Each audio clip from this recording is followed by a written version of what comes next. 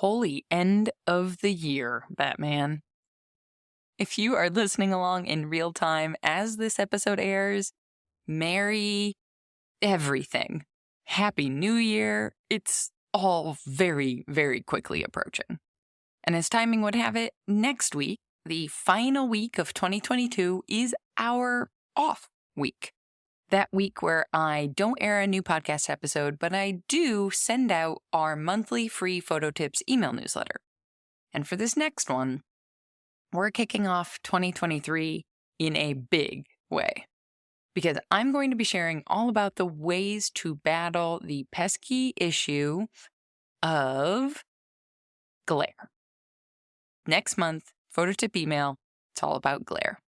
So if you aren't on the email list yet, be sure to hit pause right now. I know it's super early in this episode that I'm giving you this pitch, but it's worth it. Trust me. Hit pause and pop on over to makersplaybook.com/newsletter to get on the list. And if you're not listening along in real time, don't worry. You can still grab all of the helpful photo tips newsletters by adding your email to the list at makersplaybook.com/newsletter. You'll get a free photo cheat sheet right away, and then you can just hit reply to that email and let me know that you would love to get the glare email. Hopefully in the new year, I'll have a little bit better system so you can just access any of these emails at any point, search for topics, etc., etc.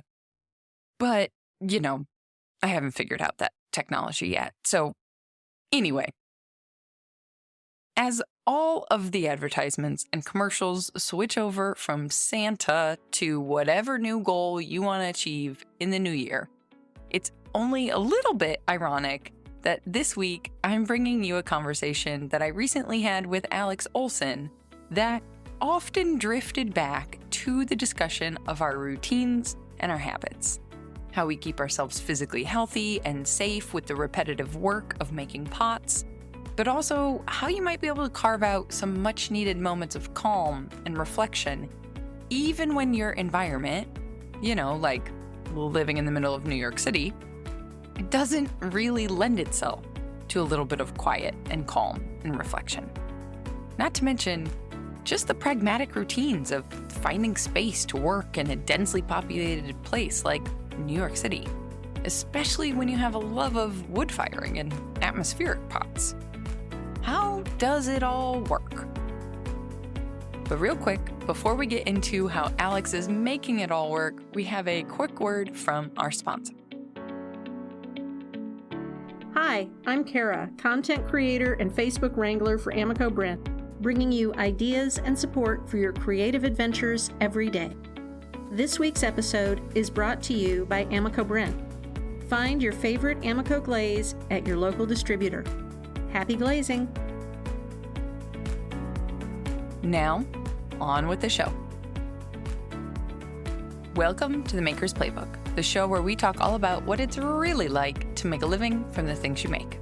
I'm your host, seasoned entrepreneur of 12 years, Rebecca Ikiskara. Hey, Alex, welcome to the podcast. Thanks, Rebecca. How are you today? Finally, officially starting. Yes, 20 minutes later after the technical stuff. Totally fine. Par for the course. For the people listening who can't see you right now like I can, how would you introduce yourself? My name is Alex Olson, and I'm a potter in New York. I also do a lot of photography and videography work on the side. Well, and it was the photo work that jumped out to me that kickstarted this whole thing, because I'm like scrolling along Instagram and all of a sudden these wood fire pots pop up and I'm like, oh, hold on a second. This lighting is thought through. This is intentional. This is macro photography. What's going on? And here we are. Thank you. Photography was actually like the first art that I did. My dad introduced me to photography when I was probably 10 or 11. And I didn't get into pottery until college, but eventually those interests in photography and documenting the natural world and appreciating the beauty in the landscape, those things sort of melded into how I approach photographing my ceramics and my process and things like that.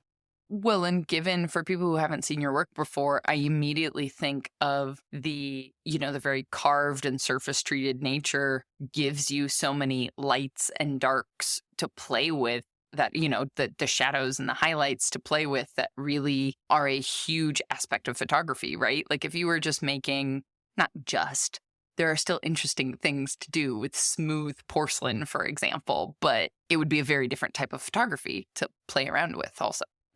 Yeah, I think, we've messaged about this, but the dimensionality of my work, I think, is really important to me in terms of how people interact with what I make. That like tactile feeling that people have with my work is really important to me, having that be a very dynamic sort of interaction. And yes, they feel good in the hands, but also they're fun to photograph because they are like these little landscapes and they lend themselves to being photographed, on a backdrop for a shop update or for submissions, but also in any sort of lighting, light, shadow, texture, lots of edges. It makes me think about, I don't remember what photographer it was that did the like macro photography of, I think I'm going to mess this up, but I think it was effectively like fruits and vegetables, but in black and white. And so you thought it was landscape portraiture, like it was, they made them look like landscapes. And it was kind of like, wait a second, that's an apple? What? That's a kiwi? What? An orange? Yeah. Well, walk us back a little bit. If photography was the very first thing, so you came to ceramics by accident in college, or kind of give us the 3,000 foot, view that kind of got you to where you are today. Okay. The 3,000 foot view. Let's see. The first art that I was really working with when I was young was photography. And that was mostly just like independent. My dad was a photographer and my mom's a painter. And in high school, I got into wood turning, carving wooden bowls and hollow vessels on a wood lathe. And that's still like a very deep passion of mine. But alas, being an artist out in the world, it's really hard to have two studios. Hard to have one studio. Someday I'll combine them. But I brought that love of photography and woodworking all the way through high school and also into college. But it wasn't until the junior year of my undergraduate degree at Carleton College that I first was really exposed to pottery. My first teacher was Mike Helke, the wonderfully quirky and delightful potter. Is he in Wisconsin now? Minnesota?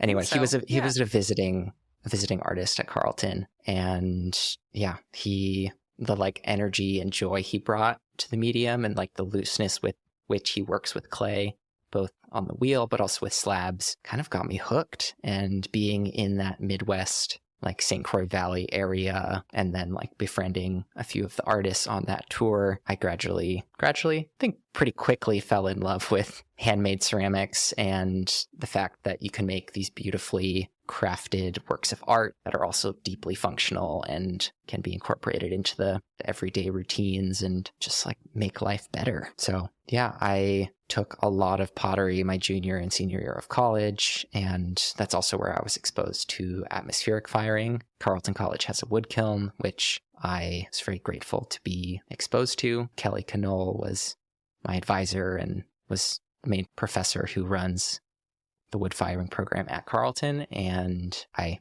fell in love with that process and that way of firing pots. So yeah, now that I'm out of college and pursuing pottery, I do my best to find opportunities to meet with other artists and makers and connect with communities that have access to those sorts of kilns, because I'm not at a point in my career where I can make the investment to create my own sort of kiln, but taking workshops or firing with other artists is how I do my atmospheric work. In addition to wood firing and soda firing, I also do some Cone 6 electric work here in Brooklyn. Which I feel like is normal for a lot of people, right? Because access to a wood kiln or living somewhere where you could fire a wood kiln year round, I know even kind of your experience with falling into ceramics, I just, not accidentally, because I intentionally applied for the program that I did, the 3-month residency, but I had no idea of Sandy Lockwood's work. I had no idea who she was. And I mean, how lucky did both of us get to get the people just like there's people who would have gone out of their way to come to these programs to study from those two people specifically. But, I know for her in Australia, like she can't fire a wood kiln in the summer, in fire season. So you have to, I think by nature, we all have to kind of be, what's the word, resourceful or thinking. The creative thinking comes in a lot of ways, right? Like I was able to stop by Brooklyn Clay when we were in New York and see your work in person. And the fact that you are getting your electric work to kind of coordinate as well as it does with wood fire work is no small feat. I mean, that's two radically different firing processes, and you can sit those two bowls next to each other in harmony. Thank you. Yeah, it's definitely a challenge. And I think like flexibility or adaptability are two words that come to mind.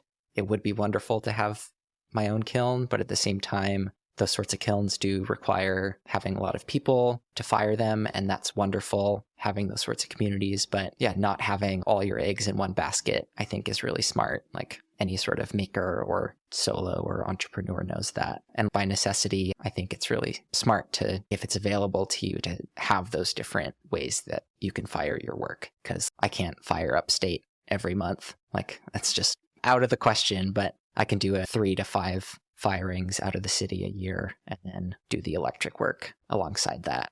And just find clay bodies and surfaces and materials that I like in that electric sort of environment where maybe it's not too directly related to what I'm making for the atmospheric firings, but it still sort of speaks a similar language. And, for commissions and regular work, that Cone 6 electric is, way more consistent and great for that. It's like what I always tell people, for photos, for example, for like family portraits or couples, you want to coordinate, not match, right? So like your electric work can coordinate with your wood fire work, but it's obviously not going to match it. It's a really silly metaphor. No, it's good. It's a very silly metaphor. And hopefully now people are going to envision all those terrible family photos of like white collars and khaki pants of families on the beach. Oh, yeah. Well, also, I mean, added to that, I imagine there's a difficulty in, I think so many people, when you first wood fire, at least this was my experience, you do it for the first time. And I know very few people who do it and are like, okay, that was fine. I don't need to do it again. I think most of us are like, oh my gosh, this was so fun. This was so cool. This was a lot of hard work, but it's amazing. Even when, the first one I ever did, half the pots were underfired and gray and crappy, but then the ones that weren't were like, holy crap, this is beautiful. But the first thing I think about too, just pragmatically, is when you are trying to build a life from this, firing communally can be really difficult in terms of, atmospheric firings, the sizes of other people's work, the organization of the way the kiln is loaded, like all of this changes how the work comes out. And so the question I'm getting at is that my assumption is that that's a little bit stressful too when, you're trying to rely on a certain, well, for lack of, I'm going to repeat myself, reliability of the quality of the work coming out of the kiln, which can be so influenced by who else shows up to fire that time around. Am I on track, or is that a weird assumption? I think that's a great assumption.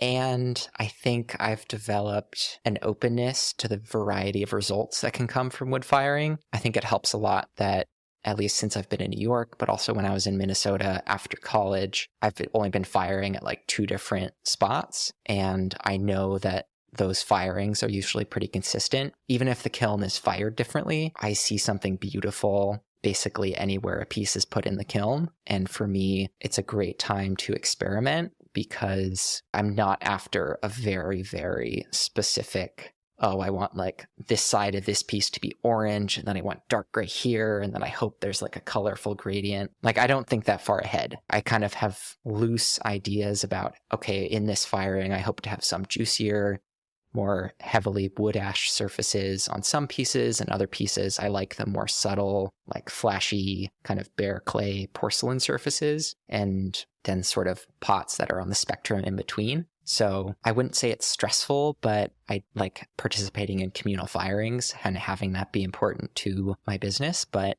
I think I approach it in an intentional way that allows me to sort of let go of that stress. I like the variety. The people who buy my work like the variety. Some people like the really bright and colorful stuff. Some people like the moodier, like reduction cooled, iron rich surfaces. And because the pieces are like faceted and textured and physically prior to the firing are like all within the same language of forms, they work together even though there's a variety of surface and color and all that. That's so smart. That's so smart because you're basically working with what you have rather than trying to fight against what you have available to you right now, like being able to work within that is just a much healthier mental approach to life. We could extrapolate that into a much larger life metaphor. Yeah, and I think it would be very stressful if you were after very, very specific surfaces and you were like relying on sample pieces from the kiln from previous firings to replicate a very specific result. But when you're kind of open to whatever, I think it really helps. Whatever is very vague there. I think when you're open to a variety of outcomes, it's hard to go wrong.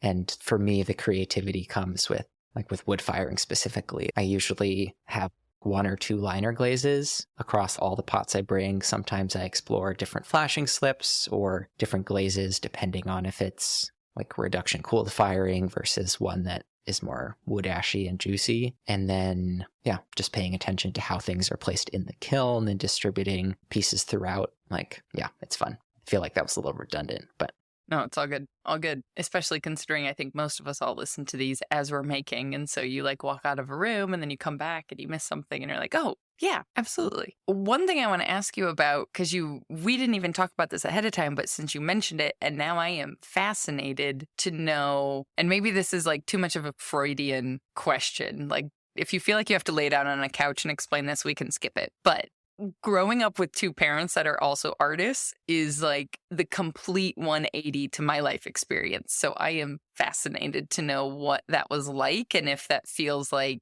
immense pressure or if it was helpful and supportive. Like, okay, the point being, did you go to college with the vision of pursuing arts or did you like 180 change your mind when you got into ceramics junior year? That's a more straightforward question. That is a brilliant question. And I think people will be surprised. You might be surprised because the language I used before maybe indicated one thing. And so my dad was a photographer and my mom is a painter, but those were not their like full-time professions. My mom was a graphic designer and my dad was a software engineer at Microsoft. He did a lot on like Excel and those things back in the day when those were being started up. So photography for him was more of a passion, and my mom, she worked for many years as a graphic designer and does a lot of painting, but that hasn't been her job. Got it. Graphic design was actually my major. Graphic design's my degree because I thought it was like the safe, employable art, right? Like that was the way to make a living as an artist, was as a graphic designer. I've heard that too. Yeah, so I think there wasn't pressure from my parents to go into the arts. They were always very supportive of me, like at first pursuing photography and then very supportive of me getting into woodworking after a family friend brought me over to her wood shop and showed me her wood lathe and we turned a mallet for hitting chisels. Like I fell in love with that medium. The story of my like education and also college career was basically like being introduced to all these different mediums and falling in love with all of them and wanting to pursue all of them. But I did end up focusing on photography and ceramics in college. Ceramics was like my major, but I also did a lot of photography.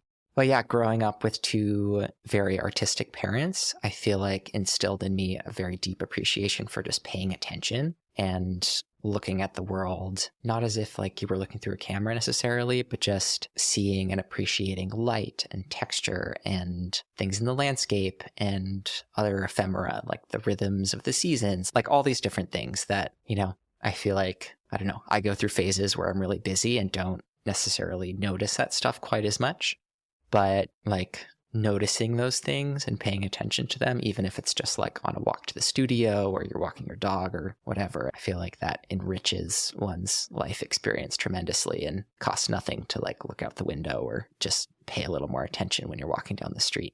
Totally. I was thinking about this the other day that like once you learn to see light, and people are going to hear that and be like, what the hell are they talking about? But once you pay attention to the nuances of light, like I can't, even if I were to stop, quote unquote, being a photographer today, right? Like no more contracts, no clients or whatever, I still couldn't. It's like learning any fact in a way. Like anything you learn, you can't then unlearn in a certain way. I pause now when I say that because we've all realized there's a lot of things we should unlearn, but that's a different conversation and that's not what I'm trying to get at. It's like if you were to learn a language, you don't unlearn the language then later, even if you kind of fall out of practice of speaking it, for example. And so even if I were to quote, sell all my gear and stop being a photographer, I would still notice like, oh, the sun falls off right about here on my face right now because of the time of day. And,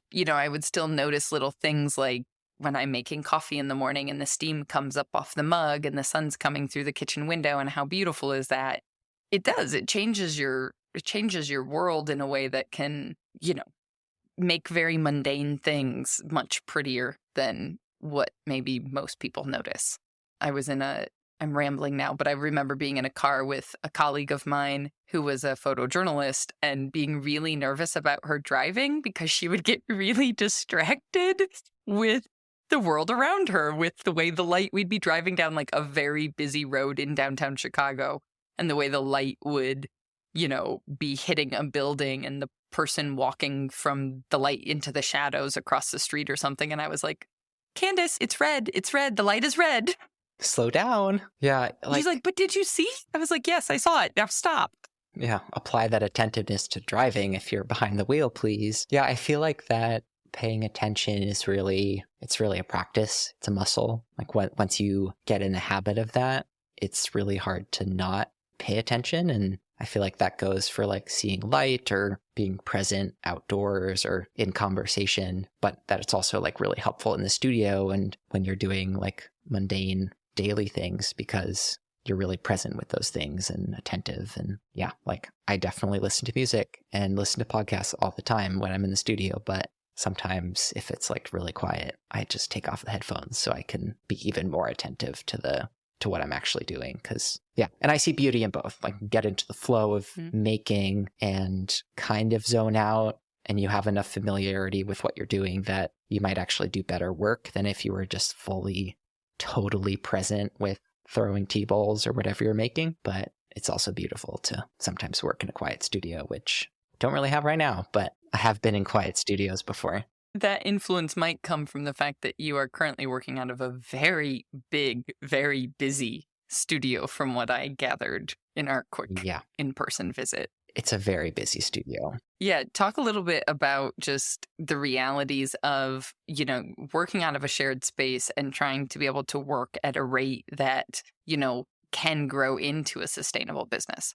Yeah, that's a really good question. I think, where do I start? I only have good things to say about Brooklyn Clay. I absolutely love it. I think it's the first real studio that I've worked at out of college where there is like a robust sense of community and there are tons of classes and tons of members. I don't know the exact numbers, but I feel like there are at least like 200 members and I don't know, there's at least 2 or 3 classes a day. So I don't know how many people are in and out, but it is a very, very busy place. And I wouldn't say I thrive off of that energy. I'm very much of an introverted person who likes it quiet when I want it to be quiet, and will also put on music or podcasts when I want to do that. But I have really, really learned to appreciate the communal aspect of being at Brooklyn Clay because, there's probably a rotating group of like 5 to 15 people who every week I see and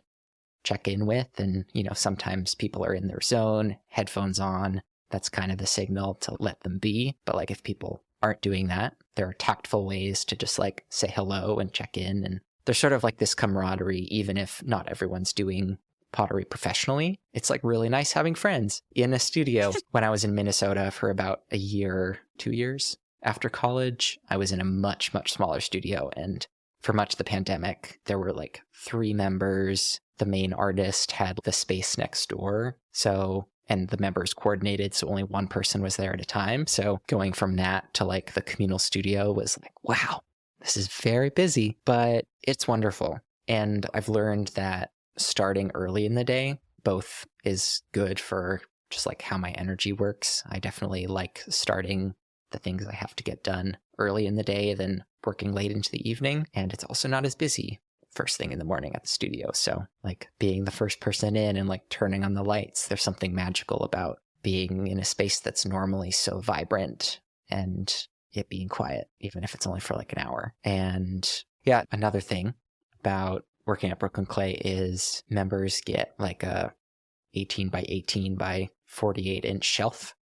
And that's what I was working with for the first few months where I was a member there. And that was a challenge, to say the least, especially trying to make a lot of pots, but also balance working with the clays that the studio has with also trying to use porcelain and other clay bodies for the out of studio, like wood firing or things of that sort. So yeah, we can get into more of that if you want. But basically, after a few months being at Brooklyn Clay, I managed to get one of the semi-private spaces. So I have more shelves that I can work with, and that allows me to have reclaimed buckets for like 2 or 3 high fire clay bodies, and then have plenty of space for pots that are in process and tools and materials and packing materials I can't fit into my small apartment. So yeah, I feel like I told my partner this recently, but I was like, it'd be fun to make a reel just showing like all the obscure spots in my apartment where I have recycled packing materials, like above the kitchen cabinets, in the closet, like under the couch, in a box under my desk. Places where normal people have like shoes. Yeah. Thankfully, I have some of that stuff at the studio too, which is really helpful because New York apartments are pretty small. But yeah, working in a communal studio is really nice, I think, overall. And, sometimes I wish there were more glaze options or different glaze options, but that's just how it works when you're in a communal studio. There are the glazes that are there. And I know that I could mix my own. I will at some point, but also you'll need more space. I would maybe need more space. And it's just so easy to be creative with what's there, which in some ways is really nice because there are limitations, and that leads to trying things and being creative. And because otherwise, you go on glazy.com or have one of many books about pottery and you're just like, what glaze do I make?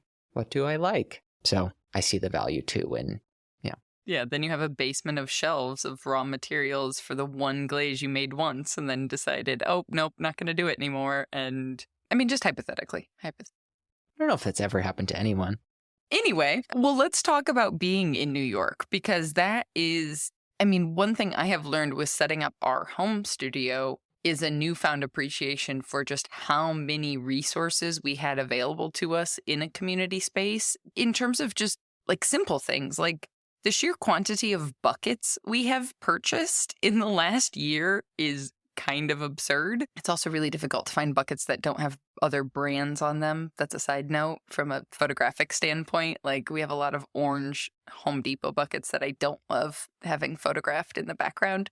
But like, it's interesting to me to hear about your inspiration with staying attentive and to nature, and at the same time thinking about how you cope with that in New York City. Like, because I know I get very inspired and kind of, no one's going to believe me when I say introspective or quiet because nobody thinks of me that way. But like if I'm out in nature, I can really calm down. Whereas a city kind of keeps you at a certain, energetic buzz, if that is, for lack of a better phrase. So just like day-to-day life, wherever you want to take this very not informed question, either inspirationally or also just pragmatically. I think it's a good question. That does bring me to something that I knew moving to New York, which is that I see New York as more of a chapter than a long-term thing, because my partner and I moved here because she got into grad school. So I think knowing that this New York chapter is going to be like a 2 to 4 year adventure really helps me both see the good and the things that I don't necessarily love about being in such a dense place. So starting off with the good, I love being able to walk everywhere. We don't need a car. Occasionally, if I have too many boxes to carry, I'll schedule a package pickup or, take a lift 2 miles, which seems silly, but or if the boxes are heavy, Yeah. Also 2 miles in New York, you might as well be in a completely different place. True. But yeah, I love the walkability. I think there is such an abundance of artists and people who are creative, and that's very nice. I think it's nice to feel so connected. It took a while, but meeting people at the studio and reaching out to people at other studios and just happenstance, like you meet people and connections are made and it's wonderful. And yeah, but I also recognize that I don't love the density that much. There are perks of it. You can walk everywhere. There are lots of people. You can make friends. And there's a great art community here. I see myself thriving more in a less busy place. So yeah, I think practices of paying attention to the passing of the seasons, to the weather, going on regular walks, staying active, going on runs. There's a way that I think you can move through the city that feel a little calmer. And I definitely felt that like New York buzz when I first moved here. But as soon as I developed better routines and had like a regular studio practice, I felt a little more grounded, even though it is busier. And, you know, I do recognize that I'm in Brooklyn and that's less busy than Manhattan. So that makes a big difference. And I live on like a somewhat quiet street. I look out and there's a tree. I mean, I haven't heard traffic yet, which is... Yeah, occasionally we get like an ambulance, but like we can see a tree and a building far away, not far away, but like half a block away that reflects light. We can see sky. So I don't know, like people who have never been to New York City are going to think we're crazy. And I'm laughing because that is so true on so many levels. Like I feel it in my core. Just like the value of seeing one tree. Yeah. It makes a big difference. Like when we were looking at apartments. Talking about the seasons. Yeah. Yeah. And like when we were looking at apartments, you know, some places like the one or two windows, you look out and there's a wall right there. So you have windows, but you don't see anything. So psychologically, like being able to, you know, have a regular practice of, seems silly, but just like looking out the window, or in my case, like I find walking to the studio, which is like a 15 to 20 minute walk rather than making that a 5-minute bike ride, feels like a calmer, slower paced mode of transit, which I really like. Like I love biking early in the morning when there's not many cars out, like that's fine. But if we're talking about trying to carry like calm or presence into that studio environment, which can tend to be pretty busy, that like walk with headphones on, listening to music or a podcast, or right now I'm re-listening to the Lord of the Rings audiobook, and that's like delightful to listen to. Just like adding things that bring a little like narrative to a commute or something that could feel potentially stressful or chaotic. Well, and I also think of walking. That is the one thing I miss probably exponentially from moving out of Chicago even to Milwaukee, because Milwaukee, it's a city, but it's not nearly as dense as Chicago and not nearly as dense as New York. And so we did have to get a car reasonably to move around. And walking, you're also in control of. You know, you're not standing on a train platform waiting. And I think especially in today's day and age, we all have become absolutely horrible at waiting in some ways. And then you're getting on a train that could be packed full of people and really squished, and that could feel physically stressful. And so walking is such a like controllable, consistent outcome, whereas a train or a bus could give you all sorts of different experiences and depends on the day. Exactly. Yeah, and I think walking is really powerful too. I agree with that. I think the independence piece, like having that control, is really nice because there's beauty in the familiarity of having a walking route. And once you've lived somewhere a little bit, you feel less like a tourist, and that familiarity inherently grounds you, but also having the flexibility to be like, oh, I'm just going to like walk on different streets today. Like that makes the studio commute a little more exciting because it's familiar, but you haven't been on that street or you haven't seen the fall colors on that one street. So like that one tree. That one tree. It's lost about half its leaves. Yeah, it has pink blossoms in the spring, which we did not expect. That's a nice perk. One other question that just came to mind as you were talking about New York being this chapter, and that's a little bit what Francesco and I talk about as well, because one of the hardest things, I mean, getting started as a ceramicist with a studio is a equipment heavy, resource heavy thing. You know, if you were into oil painting, moving and changing locations probably wouldn't be nearly as arduous as being a ceramicist. And so do you feel like knowing that this is just this chapter has also informed how you're starting this pursuit of making a living as an artist and how you're starting, even the physical items that you make, whatever, any of it? I think knowing that New York is more of a chapter than like a long-term setup definitely has influenced how I approach what I make and how I make, but also changes how I think about setting up a studio. Basically, right now, I don't have a wheel in New York. I don't have a kiln. I didn't really have to invest in any of the equipment because Brooklyn Clay has such a robust number of wheels and workstations. And even though I do have a semi-private space, it's more for storage and like managing of reclaim and tools and things of that rather than me trying to set up a wheel there. There's just not space. But yeah, it means that I, am not setting up something that could be more permanent, which allows me to feel a little more flexible going forward. Some people have asked me like, hey, are you going to try to find your own studio? And I'm probably not going to be in New York for that many more years. It makes much more sense, even if short term, it feels like I'm spending a lot of money on studio rent. It means that I don't need to invest in a wheel, a kiln, mixing up my own glazes, all of the Cone 6 like commissioned work I make, or basically anything that I don't wood fire or soda fire, I just get to use the studio clay, which means that I don't have to process that reclaim.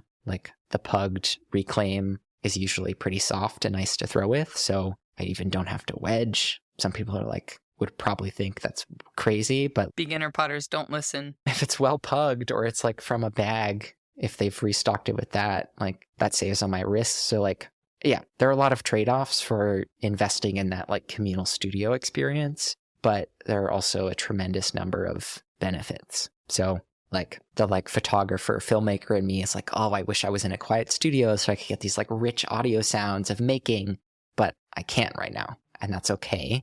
I could get there very early and do some more cinematic stuff or do something more intentional with audio, but I haven't done that quite yet. Or just get the audio of the chaos and the background there's a different level of audio. True. Or just stop watching Florian Gatsby's YouTube. That's a whole rabbit hole. Only respect there. Only respect. And you need a very specific setup to be able to invest in that sort of level of production and time. Anyway, I was just thinking before we wrap up, just pragmatically, in terms of kind of getting this started and being in this early phase of, hey, can I get this to work? Is there anything that you feel like has been a surprise or has been oh, I wish I would have known, or whatever, for somebody coming out of school thinking, hey, I'm going to make a go of this because I see all these people doing it on Instagram kind of thing? Yeah, I think that's a good question. I feel like, first off, I think it's, unless you've had a full-time job that you've been saving up money to then just launch head on into making pottery full-time, it's definitely hard to do it, especially in a place like New York where everything's very expensive. And I mean, a lot of people who have been on your podcast and just people in the maker space talk about the value of having different assets outside of the one thing that you make. So just to be a little more transparent, I share about this on Instagram, but in addition to doing my pottery, I also do some freelance photography, web design, some the occasional filmmaking work, and I also teach workshops. I teach classes sometimes. There's a lot more than just the pottery. So while I don't share about that a ton, that is part of the equation. So I would encourage anyone out there to think about what other skills you have, because you don't have to do this full time to have it be a valuable contribution to the world. You don't have to do it full time to label yourself as a potter or a ceramicist. You can be a ceramicist and a graphic designer, or a ceramicist and any other thing you're interested in that can be a job. So I think that's good to keep. Yeah. Well, that brings the entire conversation full circle, because you were saying your immediate way of describing your parents were as a photographer and as a painter, even though that might not be how they spent 9 to 5 Monday through Friday. For that to be the first thought says a lot in terms of how we pay for our healthcare doesn't necessarily reflect where our passions are or who we are, or, so much of this opens up another rabbit hole of American culture and how we define it on our jobs so much rather than our whole person. But that was supposed to be a much more succinct, like, what a beautiful full circle thing that you may or may not have recognized that you said. And instead I just added way too much on top of it. You're good. I have a few other things that come to mind. I feel like, I don't know, I went to a liberal arts college, and while I did get a degree in studio art with a focus on ceramics, most schools that I'm aware of don't really teach you much about how to pursue working in the field that you're earning your degree in, which I've heard people on your podcast talk about this too. That doesn't seem right. So I learned how to mix glazes and make clay and fire kilns, but there was very little dedicated to how to run a small business, or like, okay, you've done a lot of pottery in college. How do you make work out in the world and maybe at a larger scale, and also keep your body happy and not get repetitive stress injuries, and how to do taxes, like all these different things. And I think the biggest, like for me, I would have loved to learn more like small business related things in college. I know those resources are out there, so that's also on me to learn that stuff. But at the same time, I think like the one thing I wish I had learned more about was treating, like how to treat your craft, whether it be ceramics or woodworking, kind of as a sport. Like your body is your main tool and you have to take care of it. And that was like never talked about in college. I've had weird like hamstring stuff before, repetitive stress injury with my elbow, some related to pottery, others not. But like there are so many things, both preventative and like as you're dealing with aches and pains, that allow you to keep doing the thing that you want to do. So, you know, like the tagline of your podcast, like how to make a living doing what you love, there's all this like nitty gritty stuff that people get to learn about finances and scaling and photography and like all these different things. But if you can't actually make the thing you want to make because you hurt yourself, that's not sustainable. I don't have any great resources to point to at the moment, but I am trying to find people in this space who already have compiled those resources, because I don't want to have really bad arthritis when I'm 40 or have tons of injuries in the next decade or two. I don't know how long I'm going to be doing pottery, but I hope I can do it a long time. Yeah. And as someone who has a pretty big sports background, I wish I'd started applying some of that perspective and knowledge about body care to art making. So I am still learning that stuff and still trying to figure it out. But I encourage anyone who's like gonna make a leap or gonna start scaling up what they're doing to think about posture and form and taking breaks and task variation. Like when you get home, how are you treating your recovery? It sounds silly. It's like you didn't just play soccer, but you kind of did to a degree. It sounds like a silly metaphor, but like recovery is just as important as how you approach what you're doing in the studio. I mean, at 36, I don't think my body should hurt as much as it does. So it doesn't sound silly at all to me. And definitely, as is true for so many topics, you know, prevention is a lot easier than recovery or fixing or whatever the other, you know, if my back and my wrist and my neck and my shoulders are anything to prove.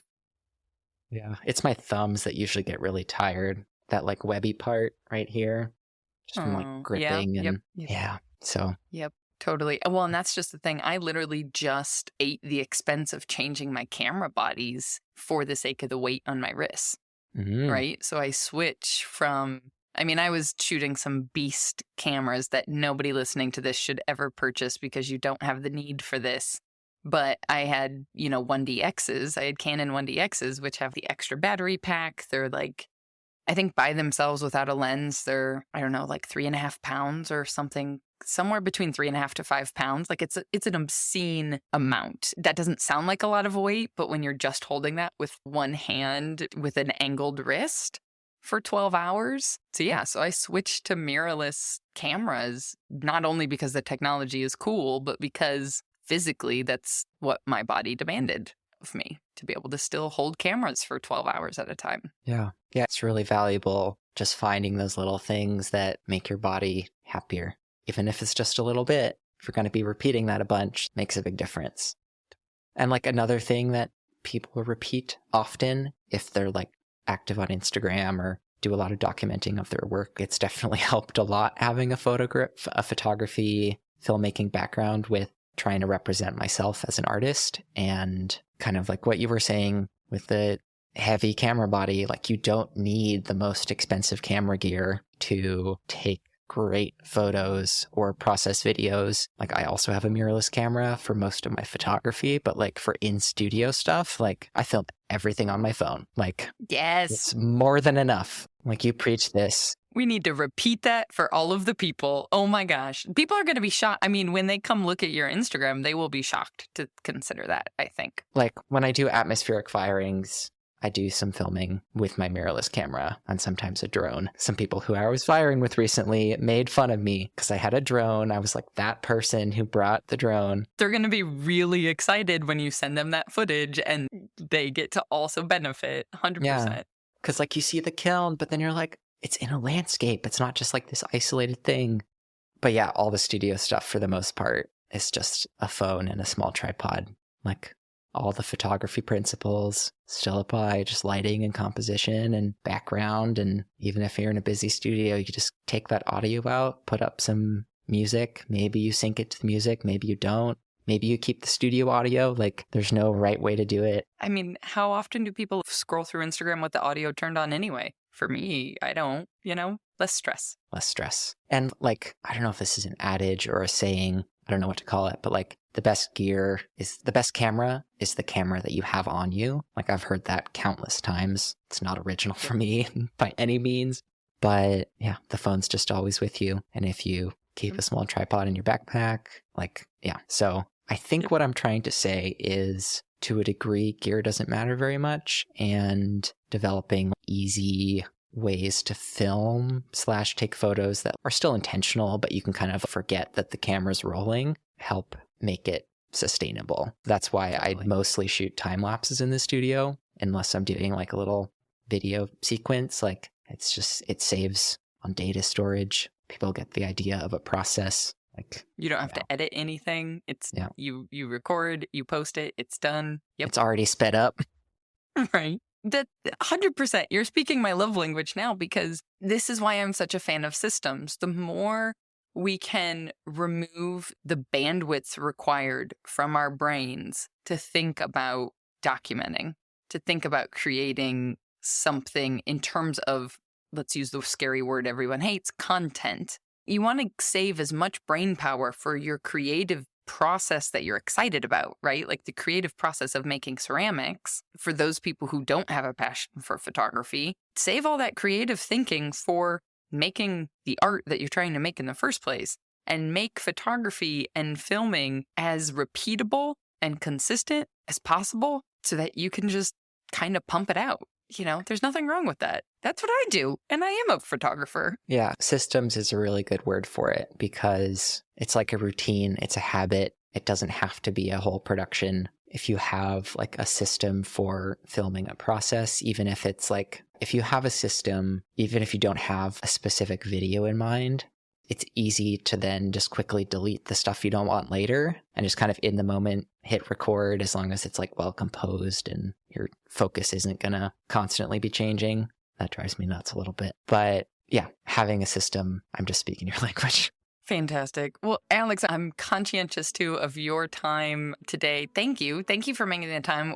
Now that we've talked so much about visuals on an audio only podcast, where can people come check out all of these photos and film and atmospheric tea bowls with landscape surfaces? Oh, thank you. You're welcome. Thank you for chatting. I've really enjoyed this. The best place for people to go is probably Instagram. My Instagram is Alex Olson Arts. That's ALEX Olson, OLSON, Arts, ARTS. And also my website is alexolsonarts.com. Yeah, most of my like current photos and videos are on Instagram, but I do occasionally update my website.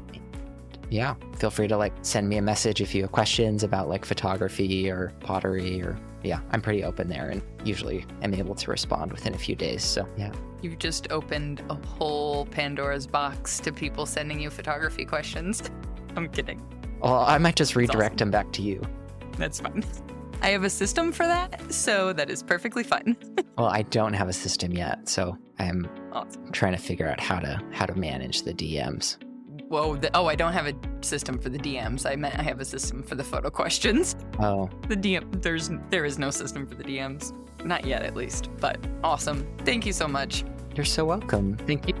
I will link all of that stuff in the show notes too, so people can just click away. Sweet.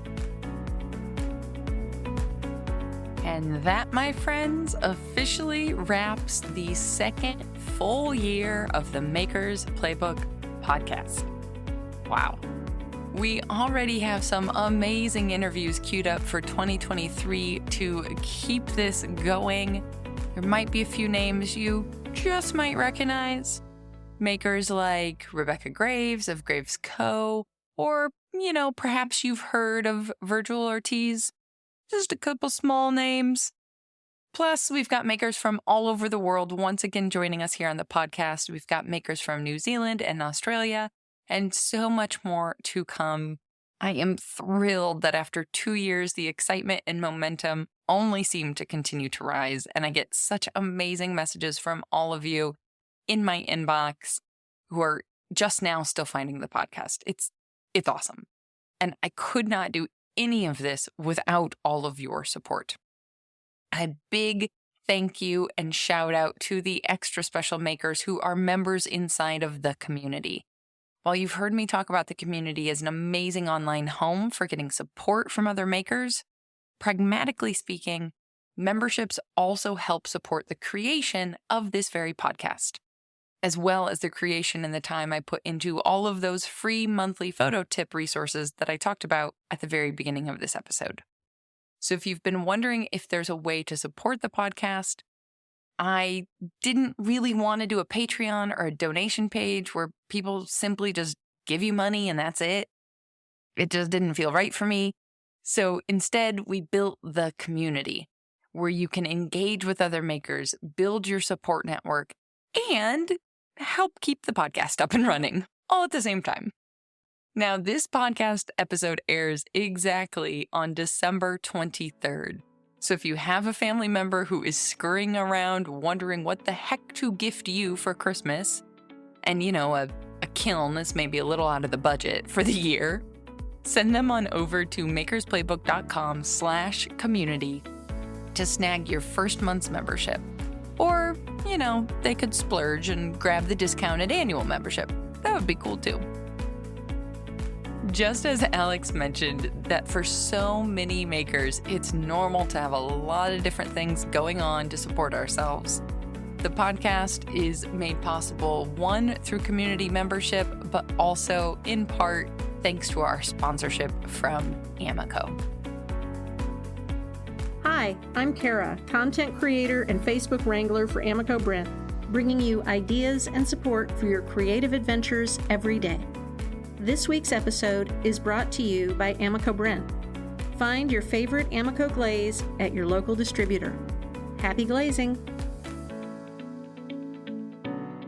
All right, my friends, I've got to go finish up that massive email all about dealing with glare, because once that's done, my plan is to basically sleep and curl up with the dog on the couch and a good book for the next 5 days or so. It was supposed to be a 2-week break, but alas, thus is the life of the self-employed, or at least that's my life as a workaholic. I'm working on it. 2023 goals and all of that. Anyway, until 2023, go get back to making your dreams a reality, because together, we've got this.